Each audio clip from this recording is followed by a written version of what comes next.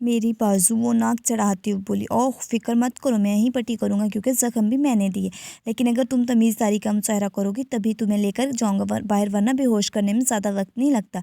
हाँ, सारी ज़िंदगी बेहोश करके यहीं रख लेना मुझे। वो तब कर बोली, चलो। वो दानान का बाजू पकड़े चलने लगा। दैनी इसके कमरे से बाहर निकली तो दाएं बाएं देखने लगी। घर है ना, जाने किसके घर में उठा लाए। वो मुँह सोड़ती हुई बोली। कुछ ही वक्त में गाड़ी आयल के घर के सामने रुकी। अब क्या मुसीबत है, मुझे कहाँ ले आए हो? गाड़ी पोर्च में आकर रुकी। तुम्हारे ससुराल लाए हैं, इतना भी नहीं मालूम? निकाह के बाद लड़कियां ससुराल जाती हैं, कह के वो गाड़ी से बाहर निकल गए। दानियान सीने पे हाथ बांध कर बैठ के, आओ बाहर। इसकी जानिब का दरवाजा खुले झांकता हुआ बोले। दानियान का चेहरा ऐसे था मानो सुना ही नहीं। मैडम बाहर आ जाओ, अब वरना सारा खून निकल सके। नहीं आ रही मैं, जो करना है कर लो। आह, आल के गाल का डिम्पल माया वो कुछ देर कबल का वाक़या शायद तुम फरमोश कर गई। जब मैं बाहर से बात करूँ तो मान लिया करो, वरना मैं फिर इससे बात करता हूँ। वो जेब से कर निकालता बोला। दानियान फटी फटी आंखों से इसे देखने लगी। तुम दोबारा से मारोगे मुझे?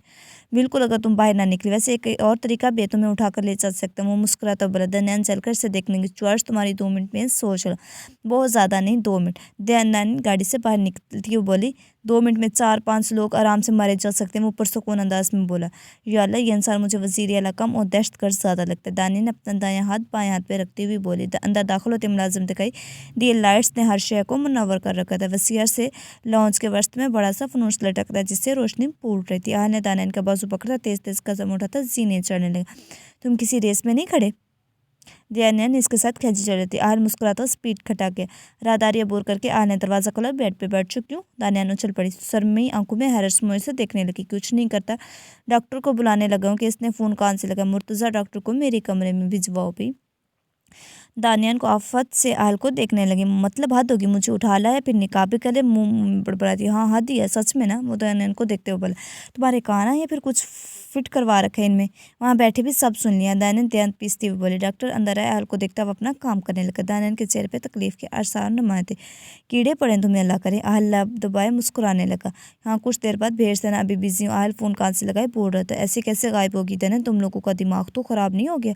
यूनिस से कहाँ जा सकते? इस बैर तेश में गार्ड्स पे चला रहे थे। सर हम इंतज़ाम करते, लेकिन वो बाहर नहीं निकली। गार्ड्स सर झुकाए बोले। तुम्हें पैसे में दनियान की हिफाजत के लिए देता हूँ या बहाने बनाने के लिए नहीं? वो वालों में हाथ फेरते टहलने लगा। फ़ोन भी बंद जा रहा, कहाँ ढूंढूं दनियान को? वो कोफत से पुलिस साने फिक्रमंद से इन्हें देख रही थी। आपको क्या लगता है ये किसका काम है? मालूम है दानियान से किसी की क्या दुश्मनी? दानियान से नहीं, आपसे तो बहुत लोगों की। वो अफसोस से नफ़ी में सरे लाते बोली। सियासत में एक नहीं, हज़ारों लोगों से दुश्मनी होती। ये गार्ड्स किस लिए रखे थे मैंने? मालूम नहीं किसका दिमाग घूमा जो दानियान को उठा लिया। एक सोच पर दूसरी सोच पर हावी और दिमाग सोच सोच कर मफलूज चढ़ता। अभी तक किसी ने फ़ोन भी नहीं किया। जुबैर मोबाइल पर नंबर डायल करेंगे। हाँ सुनो, दानियान की लोकेशन ट्रेस करवानी है। सर नंबर ऑन होगा तो लोकेशन भी ट्रेस कर सकेंगे। लाना तो वो फ़ोन बंद करते हुए झंझला कर बोले। दनियान ठीक तो हो गई? निशानियाँ फिर से कोई ठीक होगी, इतना तो मैं जानता हूँ। आसिम को भेजो, वो स्टडी के जाना पड़ते बोले। सानिया सांस खर्च करती इन्हें जाता देखने लगी। ये तुम्हारा आज का ड्रेस? मुलाजिम रॉयल ब्लू कलर की मैक्सी लिए करता। जब आयना लब खोले, दानियान नापसंदगी से इसे देखने लगी। मुझे घर जाना है। इसकी बात नज़रअंदाज करते हुए बोले।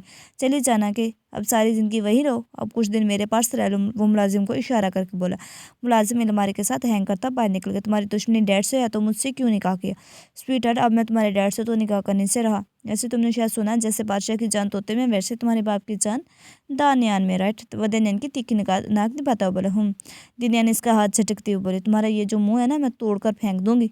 नो, अपने शोहर के बारे में ऐसे नहीं बोलते। वैसे मेरा डबल फ़ायदा होगा, तुम्हारे बाप से भी काम निकलूंगा और तुम भी मेरी। My foot. दानियान इसे परे धकेलते हुए बोले। इतना गुस्सा सेहत के लिए अच्छा नहीं होता। दानियान भी तुम्हारी सेहत के लिए ठीक नहीं है। इस वेर तुम्हारी गोली मेरे हाथों ही लगेगी। दानियान का दांत का चेहरा जब से सुर्ख पड़ गया। सब बाकी बातें बाद में, तुम तैयार हो जाओ, आज की पार्टी की खास मेहमान हो तुम।